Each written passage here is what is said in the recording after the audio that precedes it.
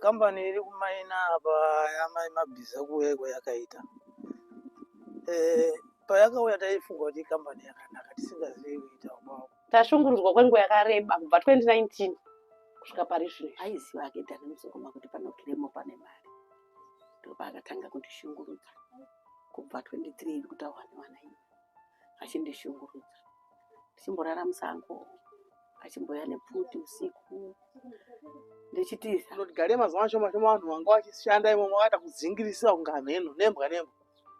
Vanhu varobuda havo vagara kuchema kuti nzvimbo dzatakakurira tiri tichisvika tichiita vana vedu tirimo takudzingwa nevanhu vakubva kuhurumende vachititubva kana vatombodza kupada utomboziva kuti paipa. In Zimbabwe's gold-rich Mutoko district, a silent crisis is reshaping lives. Villagers say mining is destroying their land, poisoning their water, and erasing generations of farming tradition. At the center of some of these allegations is a company they claim is linked to one of the country's most powerful officials, the Attorney General.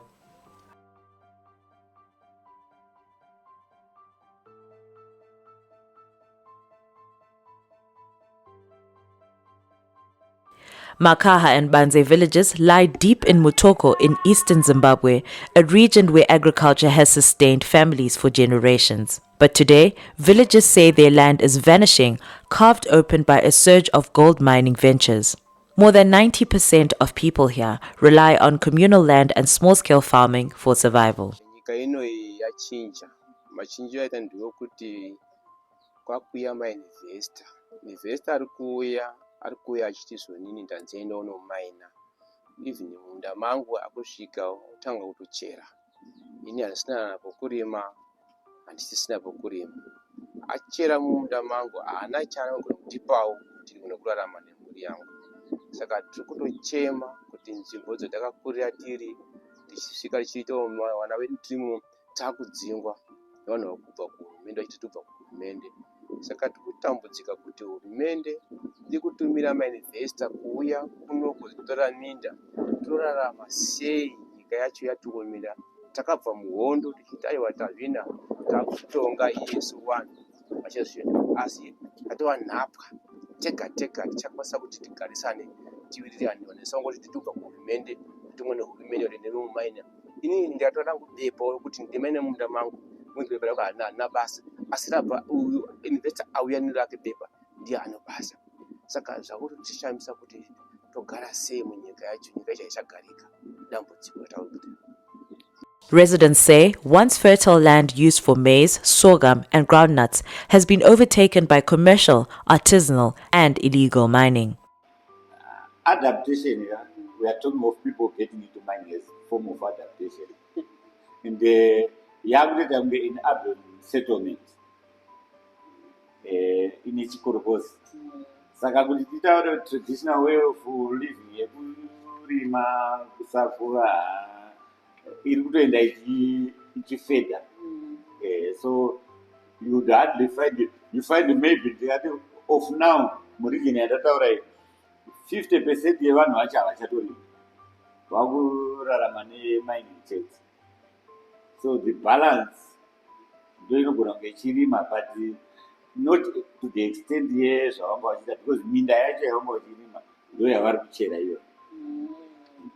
So you find kuti munhu akuopta kuchera mumunda than kumurima.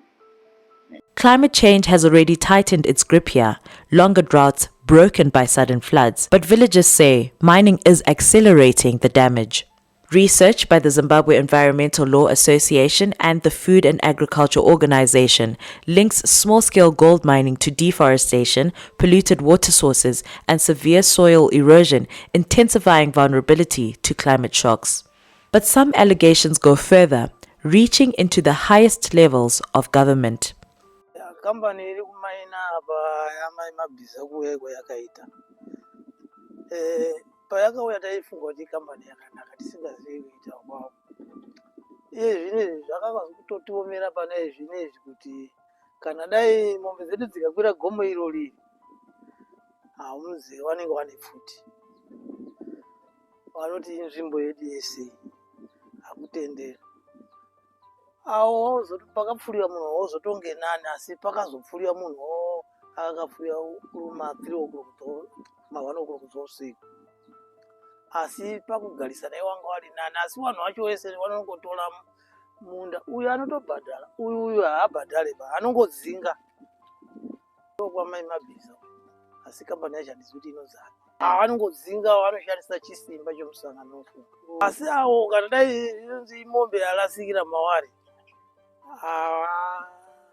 hawazi ndiwo vanoshupa kwamai Mabhiza gomo iri hatiri kwirebe mombe ukenga yakwira imomo mapurisa awo ndiwo anodzikisa mombe idzodzo iyeyo haukwiri mukisheni muzere midziyo yomukuwasha wanga akabvisira neipapa iwo kwamai Mabhiza iwo kwamai Mabhiza wakatorera watatu iwo wakatorera asi umwe wacho haasati abva varongomutenderedza achiripo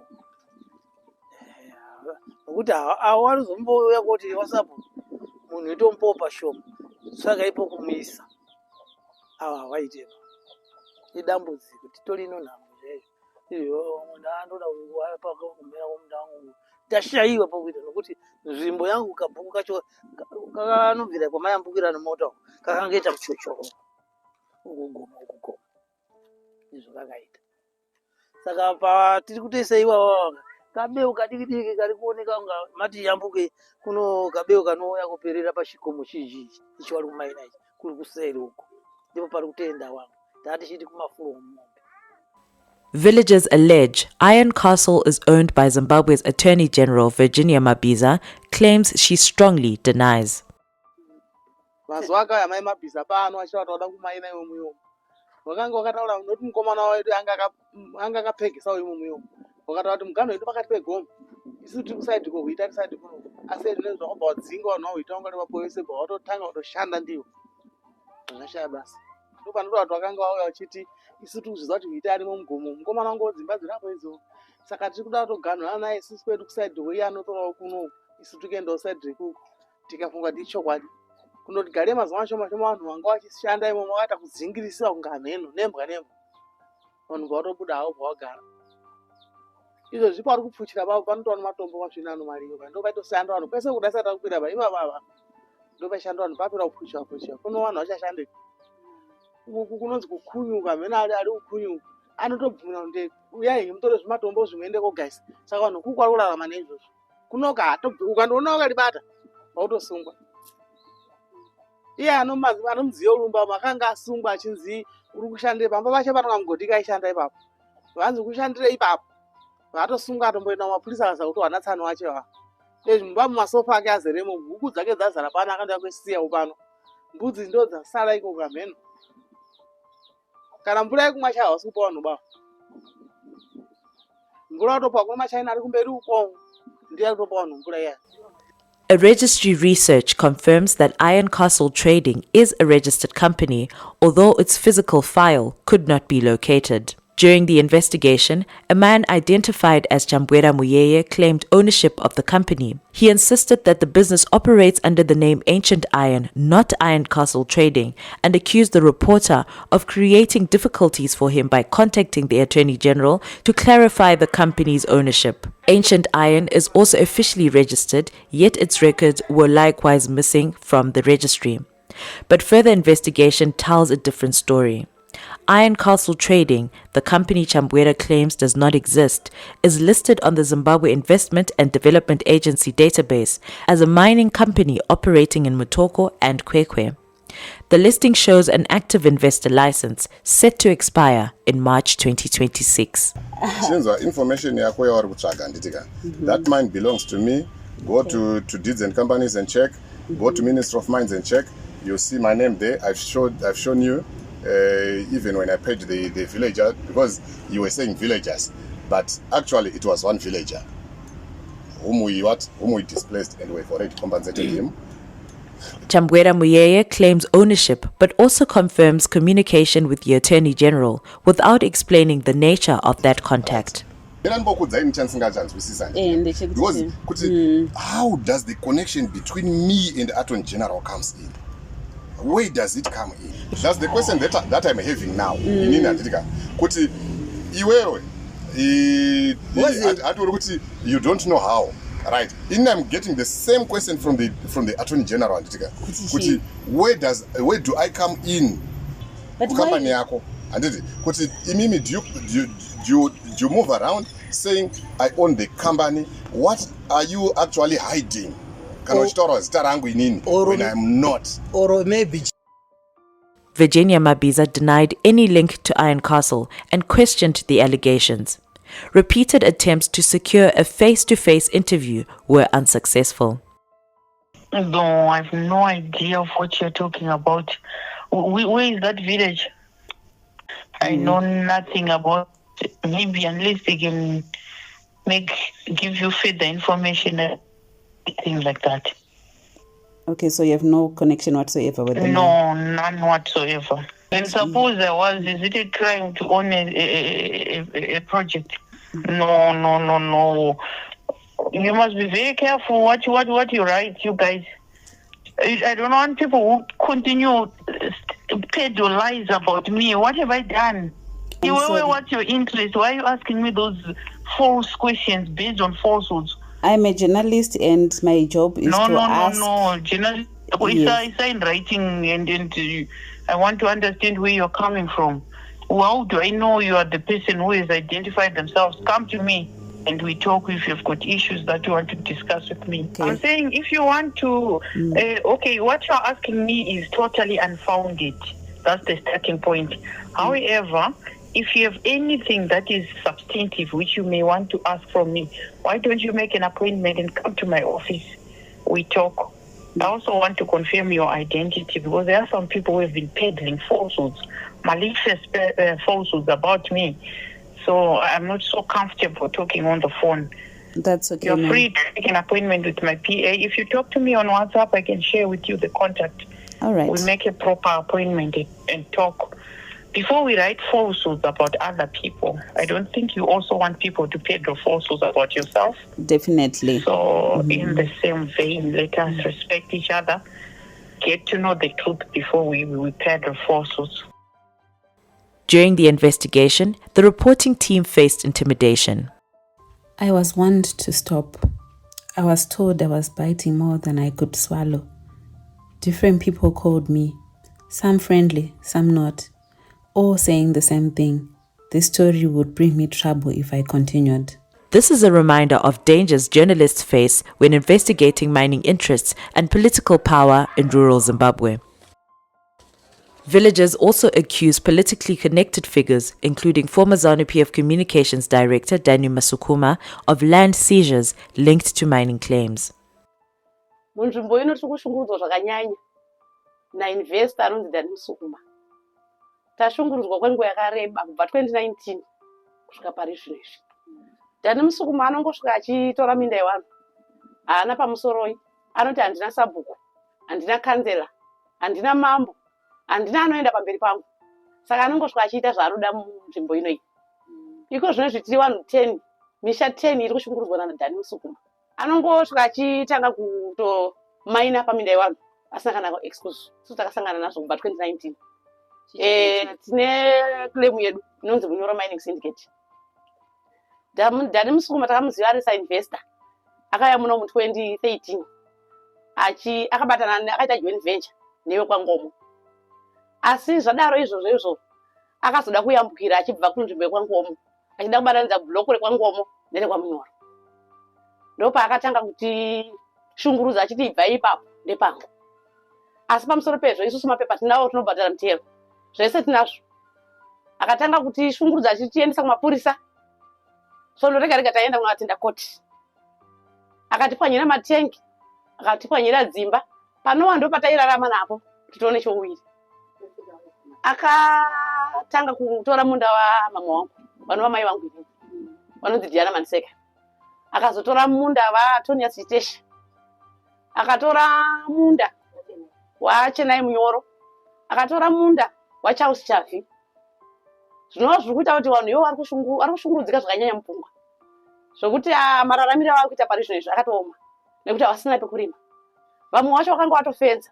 But nefenzi yacho anobva avhara nemadhaka zvokuti pari zvino kana tikutaura navo vanhu ivo vanotongotanga kutochema. Aiziva akaenda nemusokoma kuti panokiremo pane mari, ndopaakatanga kundishungurudza kubva 23 iri kutaurwa nevana ivo, achindishungurudza tichimborara musango, achimboya nepfuti usiku ndichitiza kusvikira azondisungisa kuenda kucheri. Ndaenda kucheri ndopaakauya neni ndaburiswa kucheri kuye nemukuwasha ndasvika pamba, ndopaakatanga kundipwanyira matenge yangu. Matenge ndandine 3 ndainyika ndega pamaini pangu, paazopwanya dzimba dzangu 9, paapwanya bhauru rangu randaimwa mvura, akaparadza zvakawanda, mainjini achikanda pasi pemugodhi, majenareta, zvinhu zvandandinazvo zvese zvakaparadzwa kusvikira ndasara ndiri pazero. Pazero paye ndaifungidzira kuti saka ini ndakazomboenda kuHarare. Ndaenda kuHarare ndakasvika ikoko ndikaona kuti inga ndakutoshungurudzwa futi kwandaenda hakusiriko. Vanhu vandiri kubvunza direction yekuti ndikurarame vakutoda futi mari. In a written response, Masukuma denies the allegations of land grabbing and intimidation. He describes the claims as false and malicious, arguing that they have already been dismissed by the courts. Masukuma says multiple rulings by the High Court and the Supreme Court confirmed his mining rights and that members of the Munyoro family were removed from the site by the Sheriff of the High Court following these decisions. Masukuma maintains that his mining operation has created jobs, supported local livelihoods, and contributed to economic development, insisting that he operates within the law and in line with government policy. Zimbabwe's Mines and Minerals Act requires community consent before prospecting on communal land and prohibits mining near homes and cultivated areas. Community zhinji iri muno maina land rights ekumaina because the land yacho is reserved for commercial miners, or I don't know what is reserved for who, but it basically in a control yekuti ari pamunda pake iyeyo kana kuti pamba pake haasi kukwanisa kuwana mining rights. Saka ndosaka there's a lot of makorokosi, but vachimaina vari pamba pavo ipapo because mining license haasi kupuwa, ende kunotouya mumwe from somewhere achikwanisa kupega achitora munda wako iwe asi despite kuti mutemo unoti unotaura kuti zvinofamba sei. Justification dzinozopuwa dzacho haukwanisi kudzidefenda, ende hapana ari kukwanisa kudzihwina nyaya dzacho kazhinji. Kana watombonzi akupada utomboziva kuti paipa. Taifungidzira kuti dai hurumende yapa masimba kumavillages vazive vanhu vari kugara munharaunda mavo, uyezve hurumende dai yanyatsotsimbidza mutemo wakasimba wekuti village head asati anisirwe pasi. Iko zvino tikatarisa mainvestors ndo vakutotanga ndiwo mavillages, nekuti hauna sei yaunotaura kwavari, vanenge vachingoti zvinhu zvese zviri kubva kupi kumusoro. Saka iye kuti uchizotaura unongosina chisimba. Saka hurumende ikatora matanho ekuti pamasimba isu semavillage heads pova nemutemo wakasimba wekuti kana munhu achiuya anotanga asvika pasabhuku, sabhuku otauka munhu iyeye oenda naye kwamangu, ndinonge zvinotibatsira munharaunda dzatigere. As Zimbabwe pursues mineral-driven economic growth, communities like Makaha and Banze are left asking, who truly benefits from the gold beneath their feet and who bears the cost?